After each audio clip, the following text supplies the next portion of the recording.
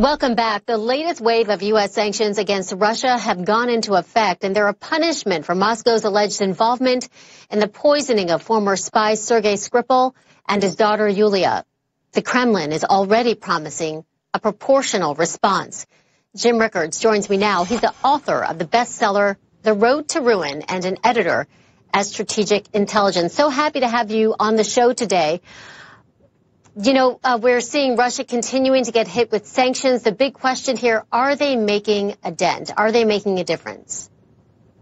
Allison, maybe a small dent, but not a large one. The Russian economy is the 12th largest in the world, one of the 3 largest oil exporters, major natural resource exporters. So they're having some effect, but their central bank has managed the situation very well.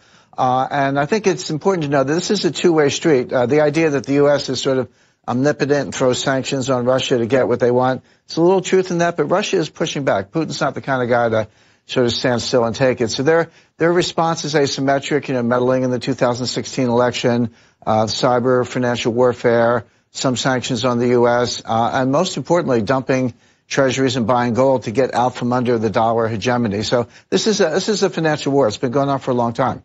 Let's talk more about this strategy here where Russia's really ramping up these purchases of gold. Official data showing that Russia added almost 29 tons of gold to its reserves in July. The central bank now worth an estimated $76 billion. How much does this help shield Russia from these sanctions? It helps a lot. And the important thing, the July increase caught a lot of attention, I think, for 2 reasons. Number one, they passed China, so that's a big deal. And they're getting close to 2,000 tons, which is a nice round number.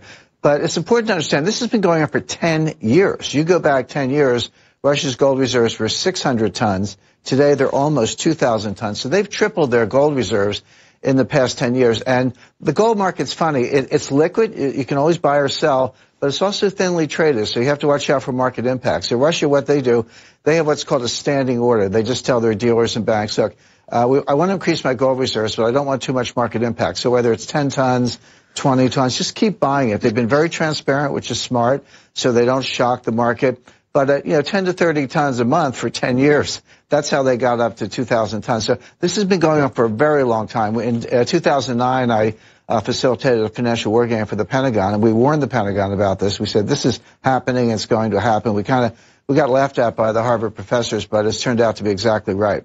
Okay, so as we see Russia pile on this gold and sell U.S. treasuries, what are the implications for the dollar as the world's reserve currency?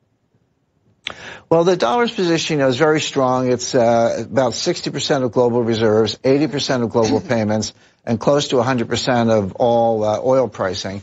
So you look at that and say, well, this is impregnable. You can't take it down. But you could have said something similar about sterling in 1913, and within a year, with the outbreak of World War I, sterling was already in long-term decline, and by 1944 with Bretton Woods, it was almost a footnote. So these things can change. They don't change overnight, but they can change quickly. What's important is that Russia's adding gold reserves, but so is China, Turkey, Iran, and a lot of other countries. This is what I call the new axis of gold.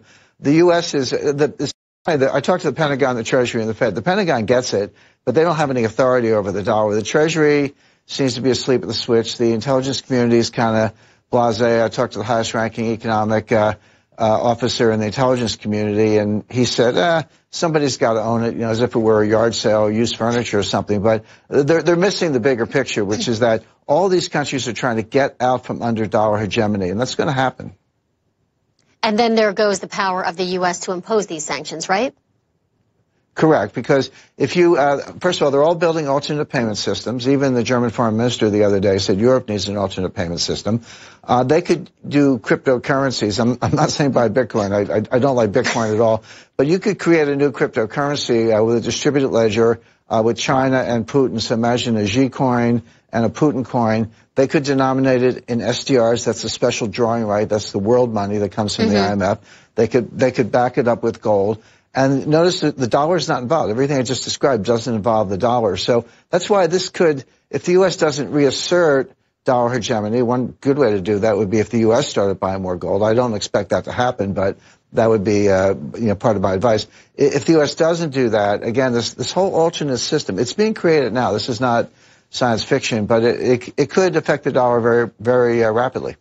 Jim Rickards, editor of Strategic Intelligence and author of Road to Ruin, thanks so much for your analysis.